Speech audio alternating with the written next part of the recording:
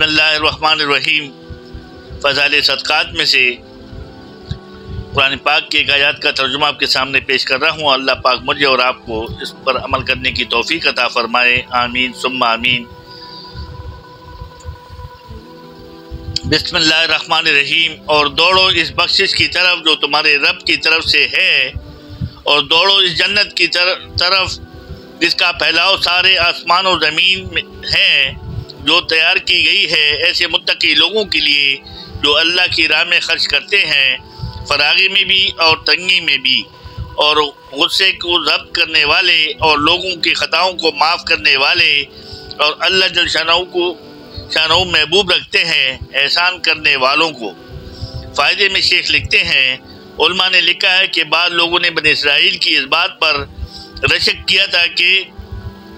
جب کوئی شخص ان میں سے گناہ کرتا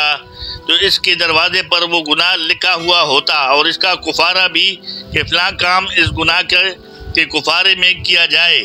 مثلا ناک کاٹ دی جائے، کان کاٹ دیا جائے، وغیرہ وغیرہ۔ ان حضرات کو اس پر رشک تھا کہ کفار ادا کرنے سے اس سے گناہ کے زائل ہو جانے کا یقین تھا، اور گناہ کی اہمیت ان حضرات کے نگاہ میں اتنی سخت تھی کہ اس قسم کی سزاؤں کو بھی اس کے مقابلے میں ہلکا اور قابل رشک سمجھتے تھے۔ ان حضرات کے جو واقعات حدیث کی کتابوں میں آتے ہیں وہ واقعی ایسے ہی ہے کہ بشریت سے کسی گناہ کی سرزد ہو جانے کے بعد اس کی ہیبت اور اہمیت ان پر بہت زیادہ مسلط ہو جاتی تھی، تو مرتے ہی عورتوں میں بھی یہی جذبہ تھا۔ ایک عورت سے زنا صادر ہو گیا، خود حضور صلی اللہ علیہ وسلم کی خدمت میں حاضر ہوئی اور خود اعتراف جرم کیا، اور گناہ سے پاک ہونے کی شوق میں اپنے آپ کو سنسار ہونے کے لیے پیش کیا، اور سنسار ہو گئی، کیونکہ اس کے لیے کہ گناہ کی ہیبت ان کے دل میں اس مرنے سے بہت زیادہ تھی۔ نماز پڑھتے ہوئے ابو طلحہ کے دل میں اپنے باغ کا خیال گزر گیا، اس کو اللہ کے راستے میں صدقہ کر کے چین پڑی۔ موج اس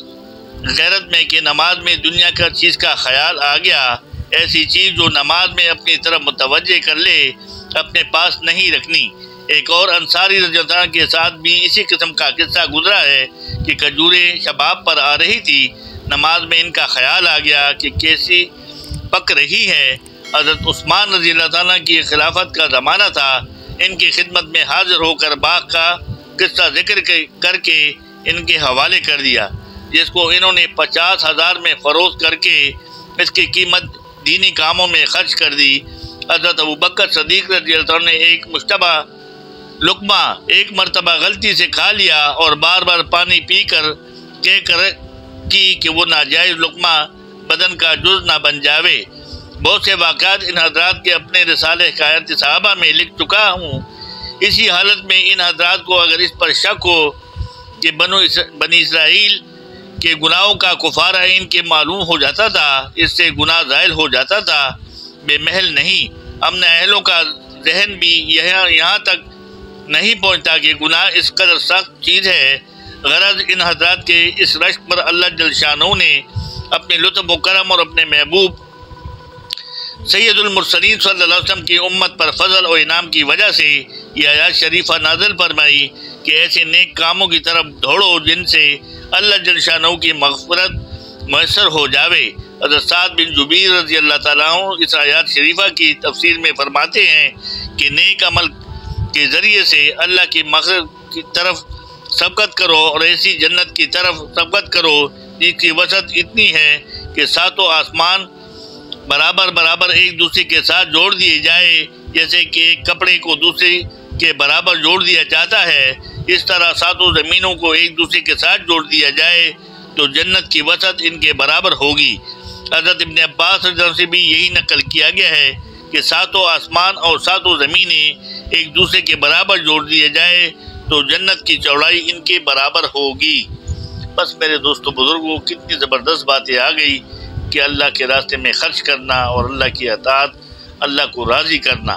اور پھر اللہ پاک نے قرآن پاک میں ان سے فرمایا کہ نیکی کی طرف دوڑو، تاکہ اللہ پاک تم سے خوش ہو، تمہیں انعام دے، تمہارے گناہوں کو معاف کر دے، اور تمہیں وہ جنت دے جس کی چوڑائی اور لمبائی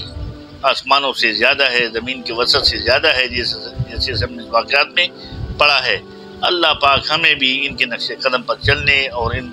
جیسے اعمال کرنے کی توفیق عطا فرمائے۔ صدق اللہ مولانا العلی العظیم۔